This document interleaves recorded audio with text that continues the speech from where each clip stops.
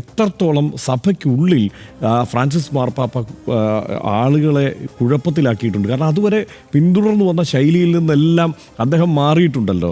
അതുവരെ സഭ മുന്നോട്ട് വെച്ച സങ്കല്പങ്ങളിൽ നിന്നെല്ലാം അദ്ദേഹം മാറിയിട്ടുണ്ട്, അല്ലെങ്കിൽ അതിനെ പുനർവ്യാഖ്യാനം ചെയ്തിട്ടുണ്ട്. അപ്പോൾ അതുകൊണ്ട് കേരളത്തിൽ തന്നെ ഉണ്ടായിട്ടുള്ള ഒന്ന് രണ്ട് പ്രശ്നങ്ങൾ ചിലപ്പോൾ എനിക്ക് തോന്നുന്നത് അധികം ഈ സമയത്ത് ചൂണ്ടിക്കാട്ടി പോകാൻ സാധ്യതയില്ലാത്തത് കൊണ്ട് ചിലത് പറയട്ടെ. ഇപ്പോൾ സ്ത്രീകളുടെ കാൽ കഴുകൽ ശുശ്രൂഷ 2016 ഫ്രാൻസിസ് മാർപ്പാപ്പ അത് പ്രഖ്യാപിക്കുന്നത്. അദ്ദേഹം നടപ്പാക്കുകയാണ്. അദ്ദേഹം കാൽ കഴുകുന്നവരിൽ ഇതര മതസ്ഥരുണ്ട്, അതുകൂടിയാണ് ആലോചിക്കേണ്ടത്. അപ്പോൾ ആ കാൽ കഴുകൽ ശുശ്രൂഷ നടത്താൻ കഴിയില്ല എന്ന് കേരളത്തിൽ നിന്ന് സിറോ മലബാർ സഭ, സിറോ മലങ്കര സഭകൾ വത്തിക്കാനെ അറിയിച്ചു.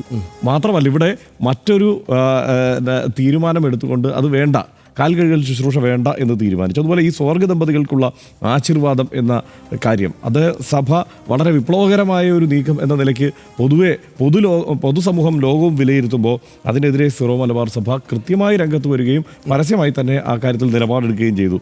അതുപോലെ ലാറ്റിൻ മാസിൻ്റെ നിയന്ത്രണമായിക്കോട്ടെ, പിന്നീട് ഈ സിനഡാലിറ്റി ആയിക്കോട്ടെ, ഇങ്ങനെ ചില വിഷയങ്ങളിലെല്ലാം ഞാൻ പറഞ്ഞു വന്നത് കേരള സഭ തന്നെ അതിനെ നേരിട്ട് എതിർക്കുന്ന സ്ഥിതി ഉണ്ടായി. അതുകൊണ്ട് ഇനിയുള്ള പോപ്പിൻ്റെ തെരഞ്ഞെടുപ്പ് എന്നത് വളരെ നിർണായകമാണ്. അത് നമ്മൾ കാത്തിരിക്കേണ്ടതാണ്.